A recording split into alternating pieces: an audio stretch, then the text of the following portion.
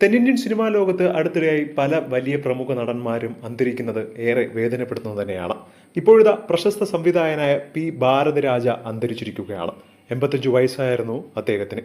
സംവിധായകന്മാരുടെ ഗുരു എന്ന് വേണമെങ്കിൽ പറയാം അദ്ദേഹത്തെ. അത്രയും അധികം സിനിമകളെ ഹിറ്റുകളാക്കി മാറ്റി എത്രയോ നടന്മാരെ അവരുടേതായ രീതിയിലേക്ക് വളരാൻ സഹായിച്ച ഒരു സംവിധായകൻ കൂടിയാണ് ഭാരതരാജ. ചെന്നൈയിലെ വസതിയിൽ ഇന്ന് പുലർച്ചെയായിരുന്നു അന്ത്യം സംഭവിച്ചത്. വാർദ്ധക്യകാല അസുഖത്തെ തുടർന്ന് അന്ത്യം സംഭവിച്ചതായിരുന്നുവെങ്കിലും പക്ഷേ അദ്ദേഹം ഏറെ തളർന്നത് അദ്ദേഹത്തിന്റെ മകന്റെ വിയോഗത്തോടു കൂടിയാണ്. അച്ഛൻ ജീവിച്ചിരിക്കുമ്പോൾ തന്നെ മകന് അന്ത്യകർമ്മങ്ങൾ ചെയ്യുന്നത് അത്രയധികം വേദനാജനകമാണ്.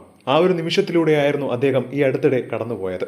അതോടുകൂടി അദ്ദേഹം മാനസികമായും ശാരീരികമായും തളർന്നു എന്ന് വേണമെങ്കിൽ പറയണം. കാരണം ജീവിതത്തിലെല്ലാം തന്റെ മകനായിരുന്നു എന്നാണ് അദ്ദേഹം പലപ്പോഴും പറഞ്ഞിട്ടുണ്ടായിരുന്നത്.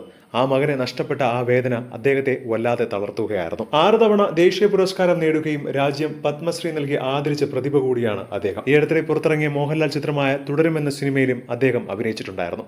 ആ ഒരു സമയത്തും അദ്ദേഹത്തിന്റെ റോളുകളെല്ലാം നോക്കുമ്പോൾ മനസ്സിലാകുന്നത് അദ്ദേഹം ഏറ്റവും കൂടുതൽ ശാരീരികമായി ബുദ്ധിമുട്ട് അനുഭവിച്ച സമയത്താണ് തുടരുമെന്ന സിനിമയും ചെയ്തിട്ടുള്ളത്. സോഷ്യൽ മീഡിയ അടക്കം ഒരുപാട് ആരാധകരും തമിഴ് സിനിമാ ലോകം മുഴുവൻ ഇപ്പോൾ അദ്ദേഹത്തിന് അവസാനമായി അനുശോചനം അറിയിച്ചുകൊണ്ട് രംഗത്ത് വരികയാണ്.